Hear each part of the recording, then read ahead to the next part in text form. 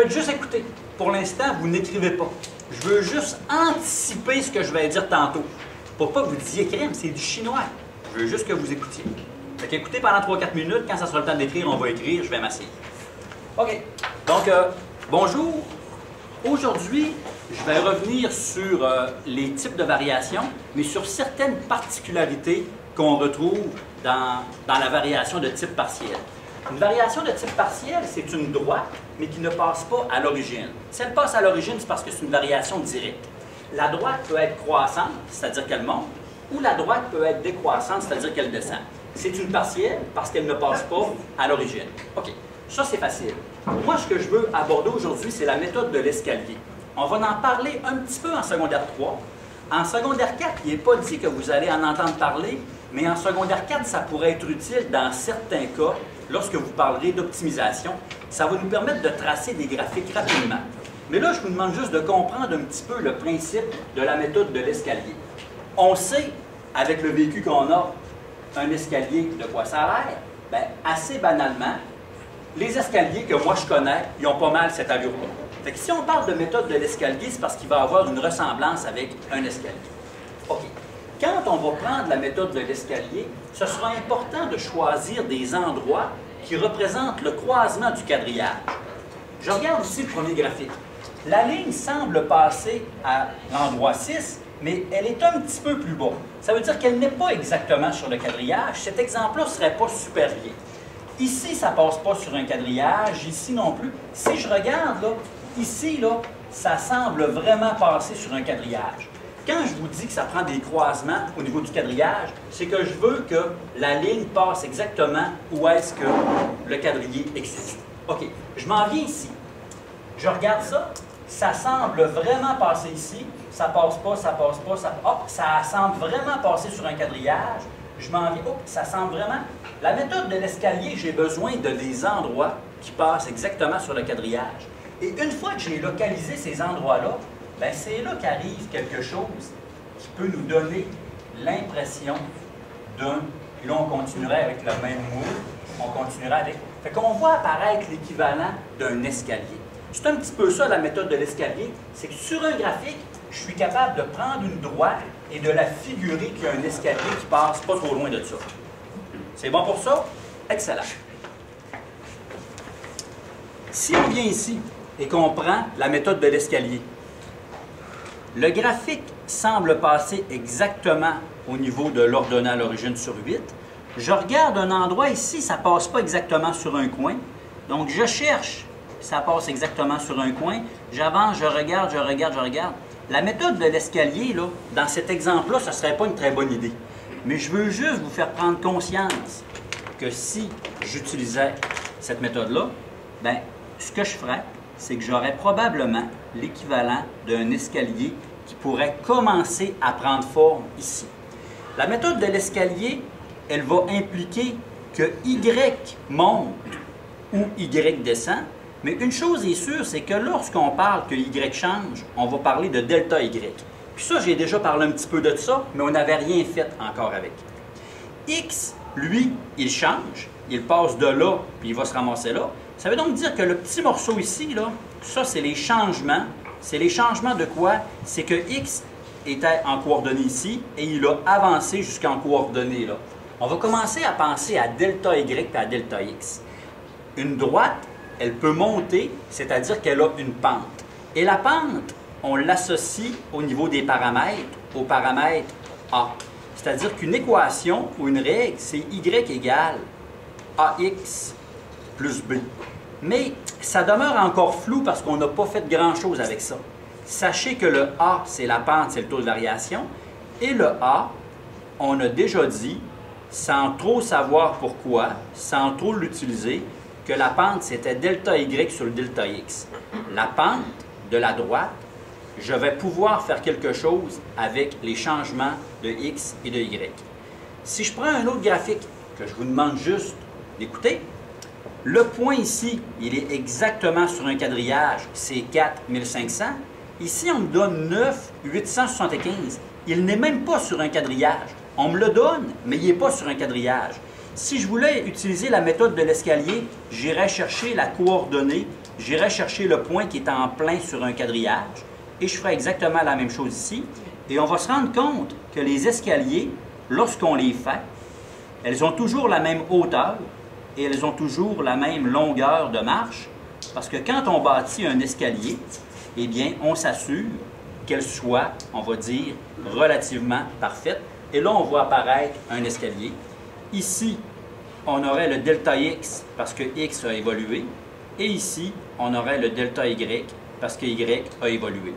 Et y a évolué, mais en descendant. On aurait donc un escalier qui descend. Ça existe dans votre tête? Gardez ça là. On va aller un peu plus loin avec ça.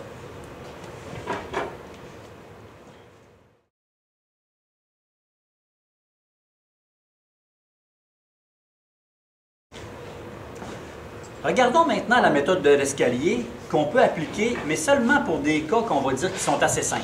On pourra aussi l'appliquer dans des cas complexes, mais ça ne donnera pas un bon résultat. Mais si c'est assez simple, on va pouvoir tracer un graphique avec une bonne précision. Et quand je dis que c'est assez simple, c'est parce que les chiffres seront des entiers, seront précis, puis les graduations ne seront pas trop compliquées. Je vous demande de tracer ce graphique-là. D'habitude, on a besoin d'une table de valeurs. Bien, aujourd'hui, on va apprendre à tracer un graphique avec la méthode de l'escalier, sans table de valeur. Le graphique qui est là, il monte ou il descend?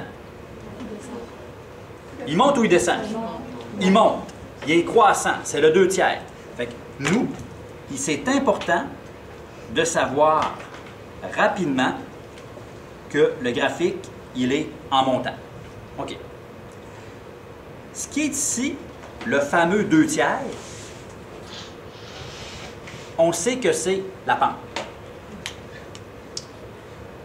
Le graphique, à quel endroit il va débuter au niveau de l'ordonnée, au niveau de l'axe des Y? Il va passer à quelle place le graphique? Il passe à -4. Ça, c'est de l'information que la règle, qui est une partielle, me donne. Il faut que ce soit clair. Tu regardes ça, clair que c'est réglé. Avant les fêtes, sur les feuilles grises, nous avions écrit que le taux de variation, l'inclinaison ou la pente, elle était donnée par A égale delta Y sur le delta X. Mais on n'avait jamais rien fait avec ça. Là, aujourd'hui, il va falloir commencer à faire quelque chose, mais on demeure dans des cas qui sont simples. Quand je vous demande le A, il faut qu'à partir de maintenant, vous ayez en tête que c'est delta Y sur delta X. Tout à l'heure, quand j'avais montré les différents graphiques, ben, j'avais dit que l'escalier, qui est en vert fluo, elle est là, mais j'avais dit ce morceau-là, c'est delta Y, c'est le changement, et ce morceau-là, c'est le delta X, c'est le changement de X. Nous, là, on a 2/3 comme pente. Ça veut dire que le 2/3, eh bien, la pente, c'est 2/3. Bien, c'est important de savoir que le fameux delta Y, ce sera 2, et le fameux delta X, ce sera 3. Et l'ordre est terriblement important. On ne va pas me dire c'est delta X ou delta Y. Ça, là, c'est exactement comme si on prenait un verre, puis tu vidais du liquide à l'intérieur. Bien, si ton verre est à l'envers, essaye de mettre du liquide à l'intérieur, ça va faire un méchant dégât sur le comptoir. Donc, le sens dans lequel tu mets le verre est important, le sens dans lequel tu mets les choses est terriblement important. OK. Je veux qu'on fasse un graphique rapide. Je ne veux pas l'allure du graphique. Je veux un graphique qui sera relativement précis.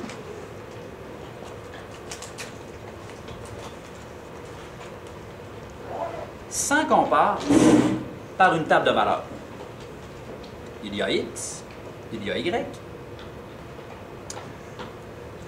À quel endroit passe le graphique? On le sait déjà. Il passe à... Quand je vous dis que c'est facile, ben, il faut qu'on demeure dans des graduations qui ne sont pas des 10, 20, 40 ou des 2, 4, 6, 8. C'est possible, mais ce n'est pas d'adon quand les graduations ne sont pas relativement simples. Donc, ça passe à 1, 2, 3, 4. On est sûr que le graphique, il débute à 0-4. On sait qu'il monte et on sait que la pente, c'est 2/3. On est certain de passer ici. Je veux du delta Y. Faites-moi un escalier qui monte de 2 pour delta Y et faites-moi un escalier qui avance de 3. J'aurai un delta Y ici, j'aurai un delta X ici. Je veux un delta Y qui est 2 et je veux un delta X qui est 3. Quand tu as fait du 2, 3, tu remets un point. Tu refais un escalier 2, 3. Delta Y, 2. Delta X, 3. Tu mets un point. Tu refais un escalier 2, 3. Je peux faire un escalier qui monte puis qui avance, mais je pourrais aussi faire, je recule, ben, c'est 3 de longueur, je recule de 3, et je descends de 2. Partout où j'ai positionné des points, là, ce serait exactement l'endroit où est-ce que le graphique passerait. J'ai tracé ça en plaçant un point et en faisant l'escalier 2, 3, l'escalier 2, 3, l'escalier 2, 3, j'ai mis des points. Le graphique, il est impeccable, c'est sûr qu'il est ça. Mais il n'y a pas de chiffre-virgule là-dedans, là. Il y a juste des valeurs qui sont, somme toute, assez gentilles. Ce que je viens de faire là, ça pourra être bien utile.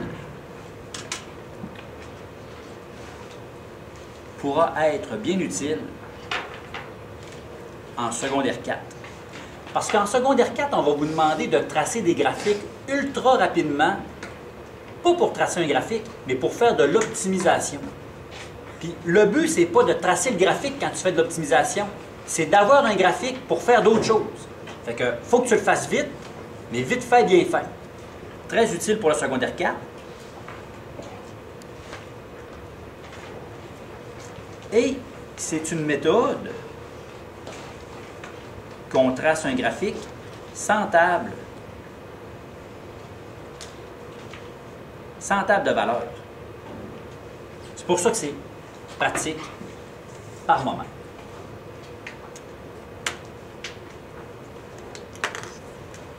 La droite, elle serait là. Je fais un deuxième exemple, un petit peu plus rapide, mais c'est exactement le même principe qu'on va appliquer.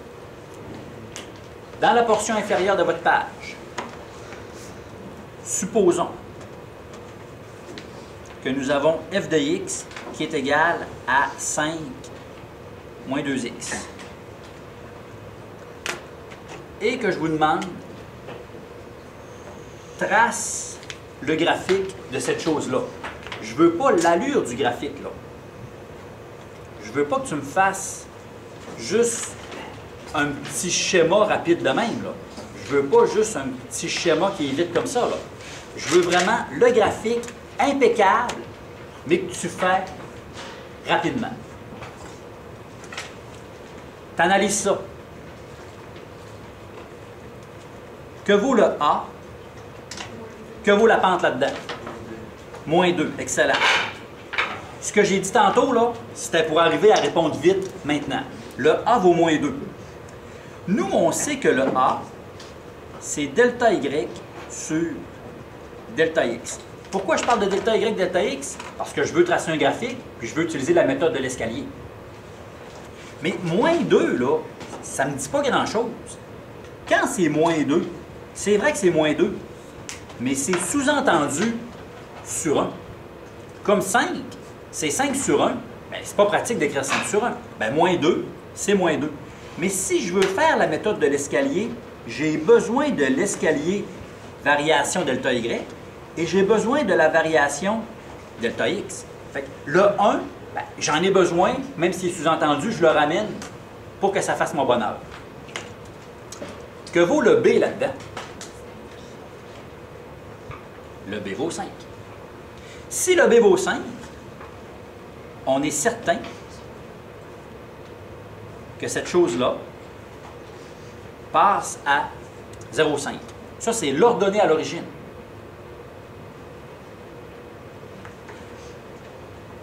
Le graphique, ce sera un graphique qui monte, croissant, ou ce sera un graphique qui descend, qui est décroissant? C'est un graphique qui descend. C'est une droite qui sera décroissante. Comment j'ai fait pour savoir ça? Ben, je suis allé voir la pente, le taux de variation. Puis le taux de variation, c'est moins 2. C'est le moins qui me dit que ça descend.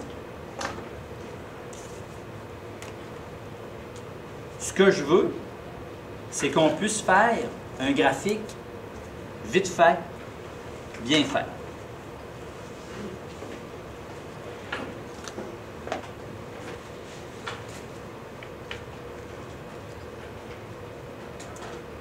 Avec certitude, à quel endroit la droite passe?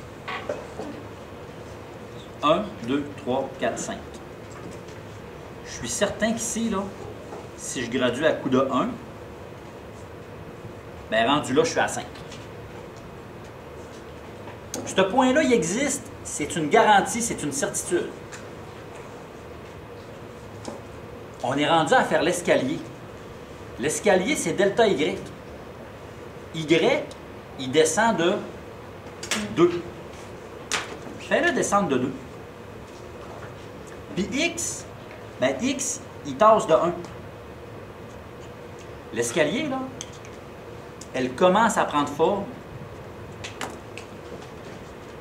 Baisse de 2, tasse de 1. Le premier, là, ton premier point, il n'est pas à moins 2.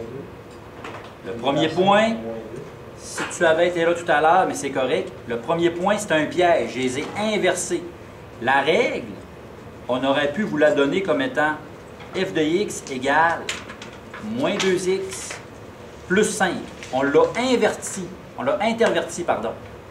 Fait que faites attention, c'est pas le moins 2 que ça débute. Ça débute là, mais les personnes avaient dit la bonne chose tout à l'heure. Fait qu'on y va avec delta y2, delta x1, delta y2, delta x1. Et quand je dis delta y2, c'est delta y moins 2. Fait qu'on a ici un delta y qui vaut moins 2. Et on a ici un delta x. Le delta x est là. Et on a un delta x à, ben, il n'y avait rien, il y avait 1. Le delta y, c'est ça. Le delta x, c'est ça. Le delta x est ici. Ça fait que le delta y, c'est la hauteur. Et le delta x, la variation, c'est comme la marche comme telle. Fait qu'il y a la contre-marche, puis il y a la marche. Puis bien, juste à faire ça, si je descends puis je tasse, ben, je pourrais dire je recule de 1, puis je monte de 2. Puis je pourrais y aller aussi en sens inverse. Mais une chose est certaine, c'est que le graphique, il va passer à 0,5, puis il va faire l'équivalent de cet escalier-là. Tu y vas, clouc, clouc, clouc, clouc, clouc, clouc, puis partout ce que tu pognes un coin d'escalier, ça veut dire que c'était la droite.